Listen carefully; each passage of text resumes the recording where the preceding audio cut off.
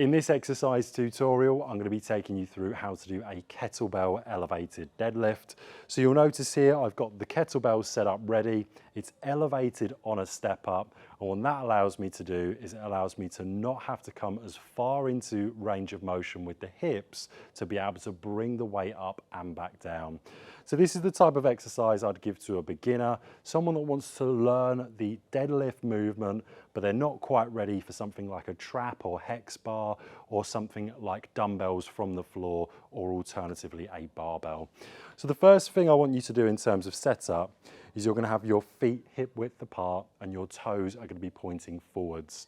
Now, in terms of position where the kettlebell should be, wherever your midfoot is, you should be able to look at your midfoot and then from that position see the kettlebell in line with your midfoot.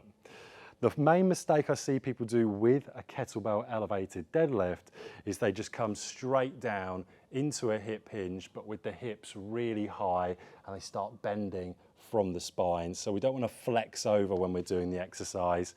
Instead, I want you to think about a squat position. So squat down, hands completely straight. From this position, start to bring your chest up, hips down, chest up, and you're then going to bring yourself into a standing position by squeezing the glutes at the top of the motion. To return the weight back down, it's hips back. Once I've brought the hips back with a neutral spine, I'm still looking forwards, start to bend the knees, and then from this position, I can come straight back up. The final cue that I want you to notice is as I come up, as soon as I'm past the knees, I'm pushing into the floor with my heels.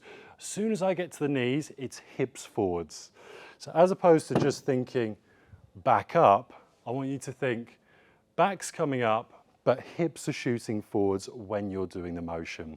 So if I do a couple of repetitions, shoulders back, I'm bringing those hips back before I bend my knees on the way down, and I'm pushing into the floor and shooting my hips forward on the way up.